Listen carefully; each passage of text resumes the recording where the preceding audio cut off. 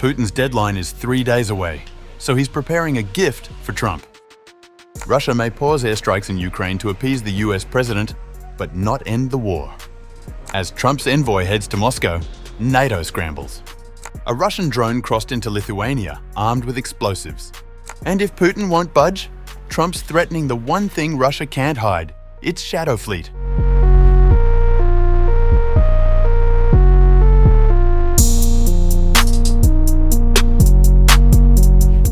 With Russia having only 3 days left until the deadline set by Trump to end its war in Ukraine, the Kremlin is weighing a proposal to pause its long-range strike campaign in Ukraine as a potential concession to the American president, even as it remains committed to continuing the war. According to Bloomberg, Russian officials are exploring options ahead of a visit by US envoy Steve Witkoff to Moscow this week. One possible offer under consideration is a limited air truce involving a pause in drone and missile strikes, but only if Ukraine agrees to participate. Kremlin spokesperson Dmitry Peskov confirmed the importance of the meetings with Witkoff, but declined to comment on any specific proposals. Bloomberg wrote that while Russian President Vladimir Putin is not expected to agree to a full ceasefire, Moscow is seeking ways to ease mounting pressure from Trump. Sergei Markov, a Moscow-based political consultant close to the Kremlin, told Bloomberg, "Trump needs some kind of a gift, a concession from Russia. An air truce could be such a gift." Belarusian President Alexander Lukashenko also raised the idea of an air truce during talks with Putin on August 1st, though the Russian president did not comment publicly. During a rare US visit to Belarus in June, Lukashenko previously discussed the concept with Trump's Ukraine envoy, Keith Kellogg. The US State Department confirmed that Witkoff will meet with Russian leadership in Moscow on August 6th. Witkoff's upcoming trip to Russia, how much you guys are hoping to achieve, given the fact that there are reports that Russia is not prepared to give up their claims other than partial ceasefire? Well, first of all, the president has noted, of course, that Special Envoy Witkoff will be traveling to Russia this week, so we can confirm that from this podium. What that will entail, I have no details for you.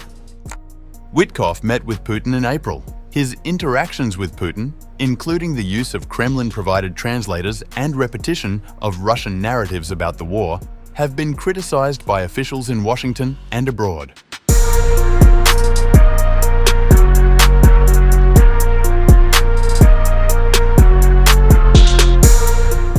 Meanwhile, Lithuania is calling on NATO to help strengthen the Baltic nations' air defenses after a Russian drone carrying explosives entered its airspace from Belarus last week, marking the second such incursion in less than a month.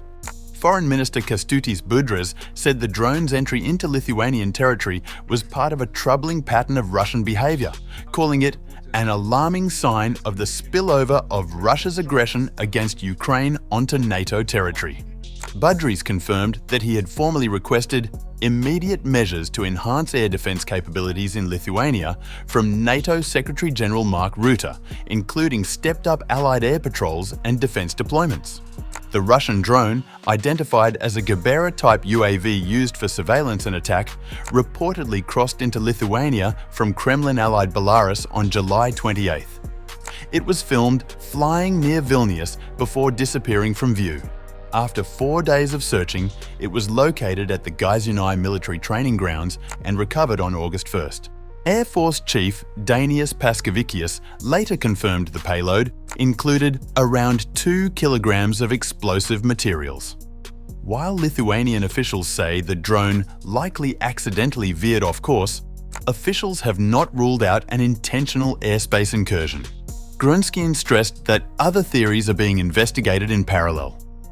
Lithuanian Defense Minister Dovilas Sakaliena said the country is responding by forming mobile counter-drone units and deploying a short-range air defense group to address immediate threats. Budrys also demanded action from Belarus, which has long served as a staging ground for Russian military activity, including the start of the full-scale invasion in 2022. If Belarus fails to take action to minimize the potential damage on our side, Lithuania will respond with political and other measures. Another drone crossed into Lithuanian territory last month, also from the Kremlin via Belarus. Though it was ultimately declared harmless, the pattern has alarmed Lithuanian and NATO officials, particularly given the frequent use of Belarusian territory for Russian missile and drone launches targeting Ukraine.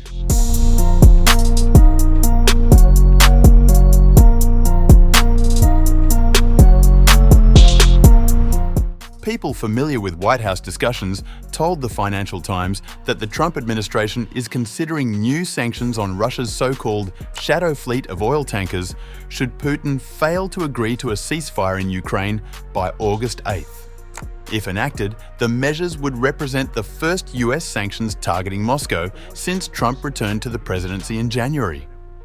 Officials say the fleet, consisting largely of aging tankers with opaque ownership structures, has been central to Russia's ability to bypass Western oil price caps and continue financing its war in Ukraine.